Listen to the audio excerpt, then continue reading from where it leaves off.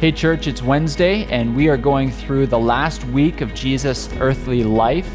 I should say the last week of his life before he's crucified and resurrected. He does spend some time after resurrection. We'll talk about that a little bit next week. But for today, we're talking about Wednesday. And the truth is, as we examine the scriptures, we don't actually know what happened on Wednesday in Jesus' life. It seems like a pretty low-key day. A lot of scholars have speculated that after a lot of travel on Sunday, arriving at the triumphal entry later on in the evening, cleansing the temple, and then spending on Monday, spending Tuesday teaching in the temple and having this explosive confrontation with the Pharisees. A lot of scholars have speculated that we don't have a whole lot of details of Wednesday because it was likely just a low-key day with Jesus spending time with his disciples in Bethany. So a couple things on that. First of all, I think that this again shows us a pattern in Jesus' life and throughout God's commandment to people to make sure that we live with a rhythm of rest in our lives. And so we don't exactly know what happened on Wednesday, and we'll speculate about a couple other things in just a minute, but it seems as though this was sort of a down day before what was going to be a very busy weekend for Jesus and what had been a very previous busy couple days. And I think that that's important because Jesus recognized that his disciples were going to need whatever interaction there would be during that down day.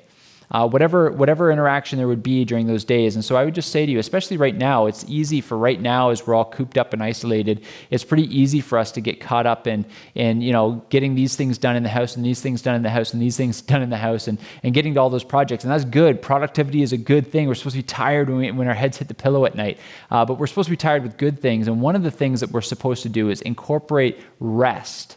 And rest doesn't mean doing nothing. Rest doesn't mean binge watching Netflix. Rest means stopping from the work and focusing on what you need from God, recognizing that your rest comes from him and your energy comes from him and your resources come from him.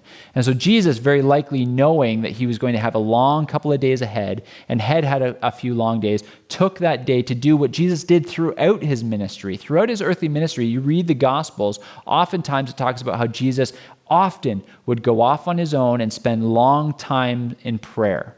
And I think that's likely what Jesus was doing, a low-key day with his disciples, providing some encouragement and some comfort for what he knew was coming, some time in prayer and focus for himself as he recognized that he was going to go through a lot the next couple of days. The other thing that a lot of scholars speculate is that Wednesday was likely the day that Judas was able to get away long enough to set up something. Remember, they just arrived in Jerusalem.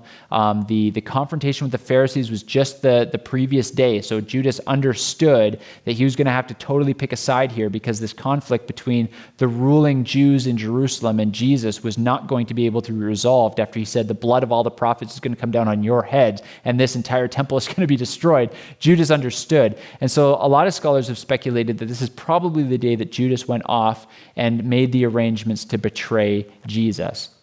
So here's a couple of things that I think are really interesting. Judas betrays Jesus for 30 pieces of silver. Here's maybe some homework that you can do if you want to. You can go back to the book of Hosea. The book Hosea is about a prophet that God gives a really important job to, a really horrible job to, and that is he has to marry a prostitute. He has to marry Gomer, who is going to be an unfaithful wife, and continually throughout their marriage, she goes off and she cheats on him, she's unfaithful to him, she has children from other men that aren't his, and God continually tells Hosea to forgive her, to bring her back, to raise the children as if they're his own. I mean, the assignment for Hosea is just a horrible assignment. But what's really interesting is that finally Gomer, after all of her unfaithfulness, she finds herself owned by someone else. She finds herself sort of a love servant to someone else. She's been bought. She's been purchased. And so Hosea, under Old Testament law, he has already had lots of opportunity to divorce her in a godly fashion because of her unfaithfulness, and God has called him not to do that. But here he has another opportunity. She's become someone else's property. She is, according to the law, dead to him, and he's free to live his life. But God tells Hosea to do something. He says to go and to buy her back. And if you look at the language that's used for what he buys her back with, he buys her back for a portion of silver and a portion of a grain that amounts to 30 pieces of silver. And it's interesting that that's what Hosea has to buy back his wife Gomer, the unfaithful harlot. And so Judas betrays Jesus for 30 pieces of silver, and Jesus goes to the cross to win back his unfaithful bride, to win back his unfaithful spouse. And I think that's such a cool reality that when you look at Scripture, that all of these things were foreshadowing what we all needed.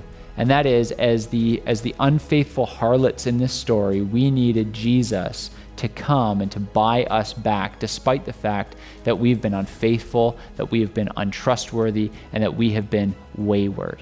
It's an amazing story of redemption. I would encourage you to read it, and that's what Jesus was doing on the Wednesday before he was crucified. I'll see you again tomorrow, and we'll talk about Thursday and the Passover.